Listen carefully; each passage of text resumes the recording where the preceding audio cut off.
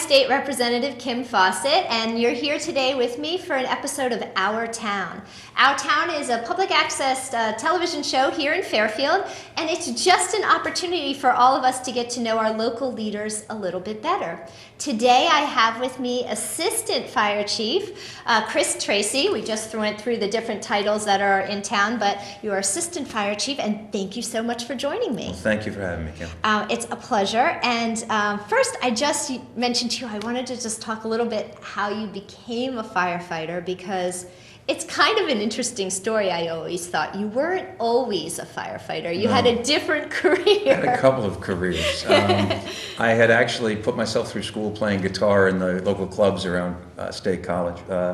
I went to the city thinking I'd be able to do that, and found a whole lot of other people doing that, and I wound up as an actor on All My Children and a few other All My soaps. Children! Yeah. Which just, I'm afraid, wrapped for the last time down in Stamford in its new version. But I honestly don't remember growing up knowing where the fire station was. I knew where the creamery was for the ice cream, but not where the firehouse was.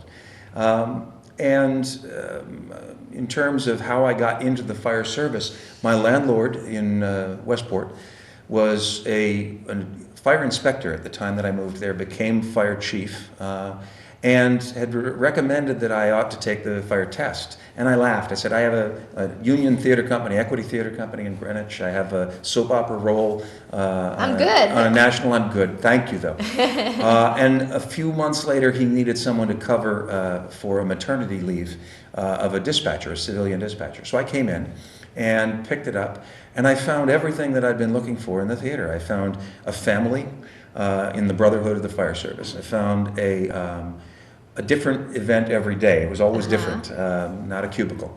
And I found an ability to really change people's lives in a tangible way. Right. So I started taking tests, and ironically enough, the young lady whose son was born that I covered for that maternity leave, her son came to our fire school as a probationary firefighter in Bridgeport and just made lieutenant in Bridgeport Fire Department. That gives me a sense of how I stand in time. But I was a Boy Scout. That was about the extent of my understanding of the fire service. I would be remiss if I didn't touch on just a little bit your All My Children days, because I was an All My Children watcher when I was in college. It may precede that. It was Greg and Jenny, and I was auditioned for Tad. Didn't get the Tad role, but got filled in. My wife and I played a young doctor and nurse on it for a time. Changed some medications, got him in trouble. Got actually Angie Hubbard in trouble. And we wound up actually on what they call the back burner. Our storyline was not front for the time being. And then the producers changed. They brought in a whole new company of folks, in a sense, and I was looking for something to do. As much as the fire service appealed to me, it was also a wonderful opportunity at the right time. Well, we could probably do an entire show just on your days on the set of All My Children, and maybe someday I'll do a drama series. But today, we wanted to really talk about the Fire Training Center. And this is, I guess, is it your silo in the fire service? How did you end up sort of the chief of the Fire Training Center? Well, there is a long series of folks before me. The site is named Captain Joseph Elias Fire Center or Fire Training School because the gentleman who was the fire department's first training officer, Captain Joseph S. Elias, lived right up on Dill and Wormwood up middle of town. He saw an opportunity when the Nike missile sites were being mothballed, were being essentially shut down by the government in the mid-'60s, and went to the chief of department, Chief Stokely, and the commissioners, and convinced them that we should acquire that land. So the pieces that were there at the time that were missile sites over on Old Dam Road, you can see those missile sites. They rose the missiles every week in training. And then our fire control area, which was the radar towers, which is off what is now Richard White Way, Old Dam Road, on the way to the dump and the sewage treatment plant and the Enviro Grow. So we know which way the winds are blowing. But we do have this facility that Captain Elias recognized as an opportunity. And so for literally almost half a century, the fire department has been able to train there. And because back then the fire service was much more open, it was not as restricted in a lot of the statutory and legal documents that it is now. There were mutual aid pacts that were formed, and so Westport would come, Bridgeport would come, and train at that facility. And just to clarify, so for people, if anybody is sort of wondering where this fire training center is, it's on Reef Road, right down on the water, and it was, as we were talking about, it was originally this Nike missile site. Yeah. So it's right here in the heart of our town for many, many years. And so what kinds of training are occurring there? What's going on? Well, our list of training, we are allowed by the state to provide statutory training, certification training for firefighter 1, firefighter 2, pump operator, and we do all of those things in-house. We also serve as a host site for the Connecticut Fire Academy to bring in the aerial operator, the fire officer 1, 2, 3, 4. We have a program right now with half a dozen of our officers taking it that's run by the state but hosted at our site. And it is a 60-year-old, 50-year-old site. It was built 60 years ago, so we have buildings that are about 3 generations past their lifespan. And so when we get to talk about what's coming, we're very excited about that because we are burgeoning, we're bursting at the seams. Along with the fire training we do flashover survival. So if an entire room catches fire and the gases are all on fire, the firefighters recognize the signs and get out. We have a simulator for that. We have a trench that our own members designed and built. That's a fixed trench, so it's safe, but they can work as if it's loose soil in a dangerous work site. We have confined spaces where United Illuminating partnered with us to provide us some cabinets and confined spaces that they would then work in and we would have to lower into to rescue from. And we have a tower that was built in the early 80s, a burn building, a 2-story burn building that was added on to that. Let's we have talk a little bit about that well. burn building. Sure. That burn building and I have a sort of a close relationship. Yes, you do. As you know, that you all tricked me many years ago to coming to visit the fire training center, and I had the opportunity to put on the full gear and mask and tank, and you all, I think, probably were giggling as you lit the building on fire for me. No, it's a non-combustible building. You can't light that building on fire. But there was a big fire. Yeah. And so talk about why that's important. For me, obviously, it was a terrorizing experience that I got through, and I'm very proud. And life-wise, you know, it changed completely 100% my perspective and understanding and appreciation for what a firefighter does. So there's nothing like the hands-on experience to just give you that real life tangible appreciation. But you know, why does it need to be there, and to talk about that building for me a little bit, because well, that's great, but in full disclosure, it was a treat, not a trick. You were invited to what we call Fire Ops 101, and it is a introductory program for civilians, often elected or appointed officials, media, news reporters, so that they can see what we do. And we do it all over the country. It's an IFF program that our fire school sponsors for locals throughout this area.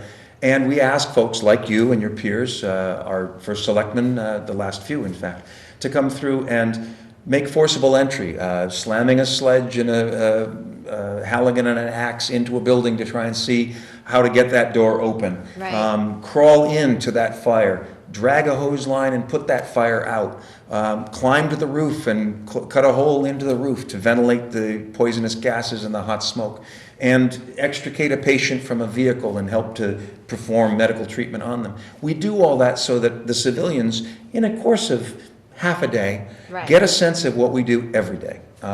So when I described to you the Firefighter 1 training for a probie, someone that wants to come and become a firefighter, you all got 1 day of that. We have 4 probationary firefighters up at the academy that are getting 16 weeks of that. And so you get a good introduction, but we do that at a much higher order, throwing the ladders, different ways to throw the ladders, how to safely perform our job. It's a dangerous job, and we understand we're going to risk a lot to save a lot, but we also want to try and stay healthy for the next call and the next call, because they'll keep So when coming. Fairfield residents are driving by, or if they live down at the beach and they see smoke billowing out of the fire tower, what's probably going on? Oh, I can tell you what's going on is exactly that. It's training. It's either with a probationary fire crew. It may be refresher training. Company officers come down on duty with the trucks, and we'll send them in sometimes with artificial smoke up into the tower, sometimes with live fire, which we use pallets and hay. We don't use any diesel or any combustibles other than common, ordinary Class A combustibles. And we smoke it up. We'll steam the hay up a little bit so that it generates a lot more smoke. And we'll send them in to crawl and find a dummy, to do a rescue of a partner who's running out of air, to do a search of a room. We have cribs and beds and couches all set up so they can get in and do a fast search and do a secondary, more intense search. All of the different things that you need to do in a fire scene or in an emergency scene, we have to train in. That's an OSHA requirement.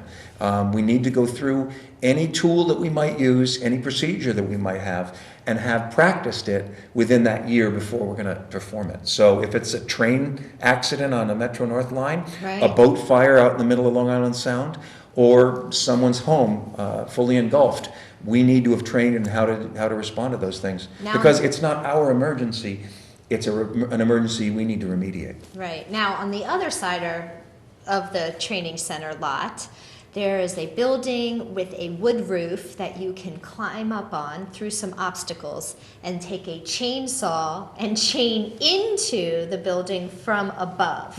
I did that. Did you know that? I saw it. I have pictures to prove it. Is that just going, firefighters are doing that to go through the process and just make sure they... Well, for people who wouldn't understand, when they see a fire scene and firefighters are breaking out windows or cutting holes in the roof, it looks like it's destructive. What it's actually doing is the same thing that opening your flue, if you forgot to open it and the whole house is filling with smoke, what opening that flue provides, which is it removes that toxic smoke and the hot gases from the building so that probably less will burn, less will be damaged by smoke and by water, and we'll be able to salvage a lot more by creating a small 4 to 6 foot hole on the roof over that fire to act as a chimney. Or if we can't get a good position over that fire, because maybe there are attic floors in between, in a side window, in front windows. And the more effectively we can coordinate what the ventilation team is doing by opening that flue, and the fire attack team is doing by putting water on the fire, the more quickly we're going to be able to put that fire out and save your property as well as your One of the things I was lives. Amazed about that day is the heat. Being that close to the heat, and you have to you wear incredibly special, those uniforms are special fabric or special materials to block the heat, but even then you can still feel the heat coming through. It's not fireproof. We tell the little kids, do you have fireproof clothes? And some of them say, my PJs look like yours. I say, mine isn't fireproof, so yours definitely isn't. We've charred gear to see how far it can go before you're going to lose the gear and the person inside it. Now, I know that when you first go in and what people might see if they drive by the fire training center is some classrooms. I've been there. They're kind of run down. Oh, you're being way, way too kind. We have anything from fire commission meetings there to the opportunity for public health to perform some of their ongoing training. Law enforcement comes down to use them for some of their SWAT training. And the whole region. Whole region. Towns from It's a all regional over, asset. And so, and I'll reach back now to sort of move to the next level, because it was recognized as long as a decade and a half ago, almost 2 now, that we needed better facilities. That these, as I said, 20-year lifespan buildings that were built in the 50s are long past their 3rd life. So in an initiative that started in actually late 99, when Bill Kessler, who's now the fire marshal, was assistant chief of training down there, and through 5 other people before me, so there are plenty of giants whose shoulders I'm standing on, to put us here, going all the way back to Captain Elias. We have a plan that is already completed in New Haven's Regional Fire School and Hartford County's Regional Fire School, and is now going to be coming into Fairfield, followed by Beacon Falls, Cheshire, and Willimantic. And we're getting basically brand new fire training facilities. Oh, yeah. And I have to say, I'm so impressed by your persistence, because I'm now going into my 8th year, believe it or not.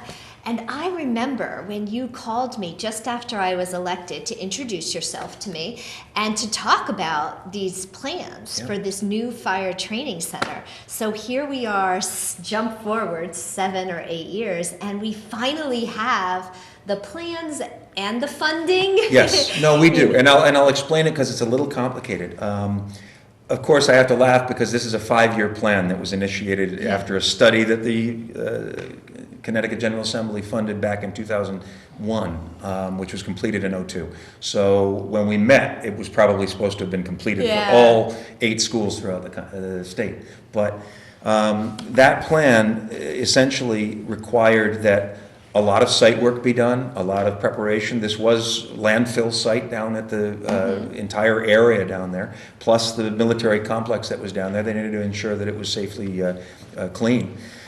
And where we are right now is we have an architect that's drawn up some drawings for us of an example of a classroom and a 3-bay apparatus facility. It's so much nicer, right? It will be state of the art, and it will be simple. I mean, we're not going to have smart boards, we're going to have whiteboards, and we're going to have projectors and screens, but we are going to be a very user-friendly facility. The largest classroom, twice as large as the one that we're in right now. And I've been in that big one now. Well, no, but that's how big the current one is. This will be twice that big. That's why we're excited. Very nice. Things like fire marshal recertification programs, and a lot of the larger programs that we're running. A work room that we can have tile down, so if folks are going out to work in the field, they're going to be able to be in gear and then go out and do that. Showers, air pack, refresher capability, maintenance, and again, bays to keep some of the equipment that's right now in loose canvas shelters that have been blown apart for several storms running. So we're very excited about having this almost $9 million facility, and essentially where it's at is the legislature has, you understand it, but I know some of the folks watching might not. The legislature has authorized the funding. So effectively they've said, we have this pot of money that's going to be available. We've authorized your credit card. Right. And what we're expecting at the end of this month, as the architects finalize their plan, as the bidder agencies get together and we choose one that is going to be the ultimate contractor that makes it happen. That then the governor will go in and allocate those funds, essentially say, really run that card and there you go, there's the bond. Because the resources spent, as much as that sounds like when you compare it to some of the universities and school programs and any number of programs across the state, they fund career departments all along the shoreline for some of that training I was describing for you, including some of the OSHA mandated refresher training annually. And they fund some of the volunteer departments inland that we also serve, because we have, in this region alone, our Demis region has 14 communities and 28 fire departments. Wow. We also serve upstate, well into the upstate area. We've had folks come down from Manchester and points east, New London and Rhode Island, to take classes at our facility. So the investment in this over the coming 3 decades in lives saved, property protected, and firefighters and law enforcement, public health, and other folks, civilians, and you might understanding. You might be answering my question before I get a chance to ask it, but I'm sure people will be wondering, okay, so an investment in a fire training facility, how is that, how does that investment make my community safer, or my firefighters more ready to assist me if I'm in crisis? That's a terrific question, and the answer is this. Right now I have a small square room that has a little alley on the side, a hallway on the side, that I can burn in. It's really small. It's really small. And then above it is an attic that can collect smoke. So you can't burn up there, but you can run firefighters up to do a search. The burn building that's going to go along with those classroom facilities I showed you is going to be an 18-room structure, similar but non-combustible to your home and another home. It'll get us up into bedrooms, living room areas, garages, in attic areas over the living spaces. Practicing in a non-combustible building how to fight those fires, how to get people out alive, how to save firefighters from being trapped in a flashover or a backdraft.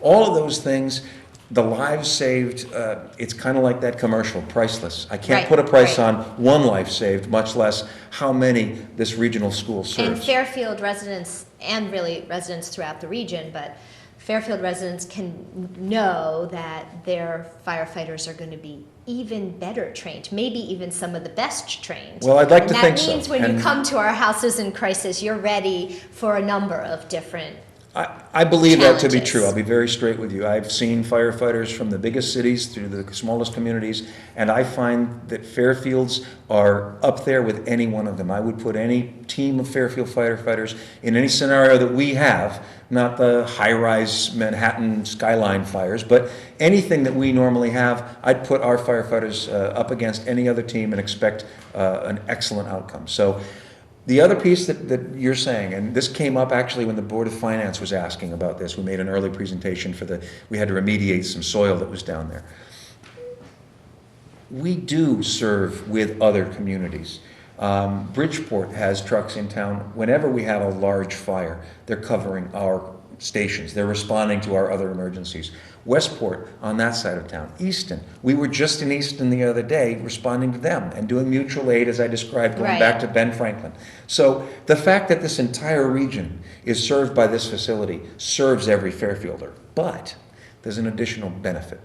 For Westport to relocate trucks down here, or Bridgeport, or even points further distal, it's difficult. It means possibly hiring people back or knowing they need to jump and run for an emergency. It puts them at a pretty challenging place to be able to still maintain protection in their community. And train down here, Fairfielders, the Fairfield Fire Department and the other first responders that use the facility come down on a regular basis, on a daily basis. We have trucks down there and folks practicing on vehicle extrication. Sometimes the day after they had a tough call up on the highway and they want to see what would have happened if I tried this, what would have happened if I did that. Firefighting, gas, the tragedies in Stamford last Christmas with a structure fire, but then not long ago with a gas fire.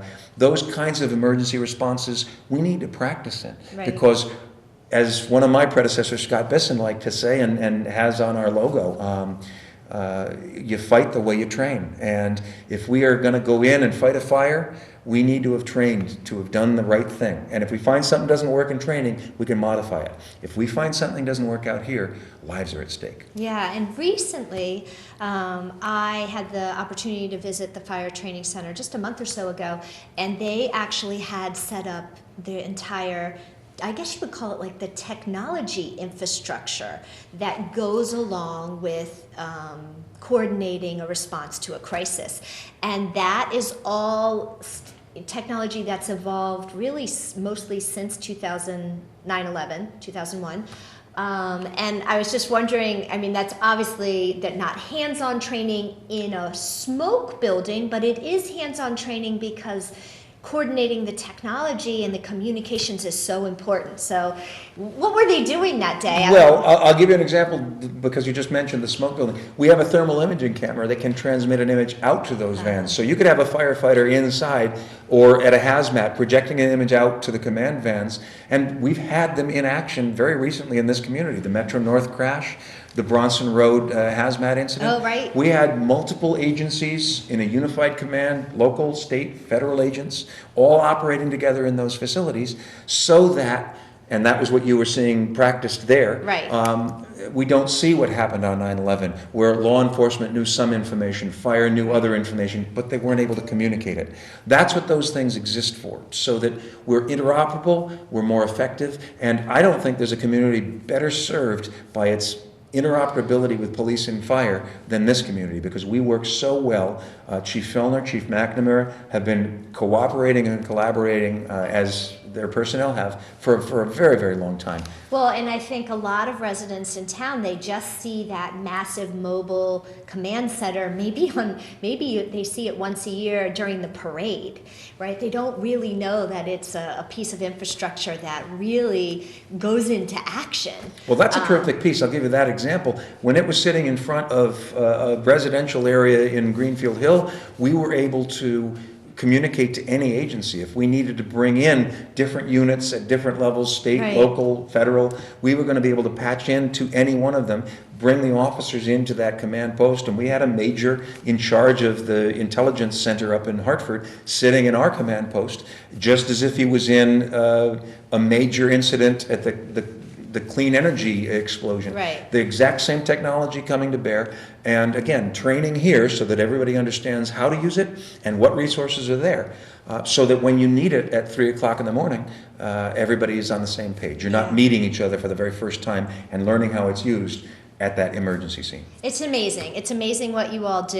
And I have one final question that's more going down the road of politics, because I have seen you over the past 7 or 8 years, and so much persistence on your part and so much dedication to following through and jumping through so many political hoops. And I'm wondering sort of the politics side, and I know you have to be careful, we all have to be careful, but the frustrations, the challenges, how you navigated them, because you always come back around and just push the project forward, and I so appreciated that. Well, I thank you for that, and I recognize that we're all public servants, that your firefighters and your police officers and your public health workers and your elected officials have all chosen this course of public service. And I think no better example than Washington, D.C. not long ago, not to date this particular piece of film, but the fact that we just went through this enormous crisis and on the precipice, and we're past it. We're functioning. Yeah. It takes persistence, courage, and ultimately I think it's a classically American, not unique to America, but a classically American characteristics that we see a problem, we try and find a way to push through or work around, or simply, as you said, be tenacious. Because, and I think the example I used, if we pull up on a fire, I can't say we can't do this. I might have to say we need to halt it at the block of origin or the building of origin or the room of origin, but I can't say I give up, we're going home. Right. We have to finish the job, and we have to do everything we can to make lives and property and the environment better than it would be without us there. So that's how I took this task, and how I took every trip to Hartford or to local town hall or to the municipalities we represent. Well, I have to admit, over the years, it's been fun having you come up to Hartford, and you'll be missed when the facility is built. You probably don't need to come up anymore and put pressure on the politicians, but I just can't thank you enough. I hope over the next year or so, the residents of Fairfield will be able to see this project being built, and now maybe have a little bit better idea what it is and why it's being built. And I'm absolutely excited to be at the grand opening or the ribbon cutting the day that you open your fire training center. Well, I look forward to that very much, more than, or at least as much as you know, probably more than most people watching know. But I will also warn you, I joked that I just as soon run into a burning building as go into the legislative office building on occasion after a while. But I don't think I'm going to be done, because when our building is done, there are another 4 schools to complete. Yikes! No. So I can't just, we work together. We don't leave our brothers behind, and I can't leave that mission until all the buildings are completed. So I may not be as often or as tenaciously at your door, but I will be at your door. I look forward to it. I do too. I'd rather be at your door for something like that than at 3 in the morning with an emergency. Yeah, so. I hope so. Yeah.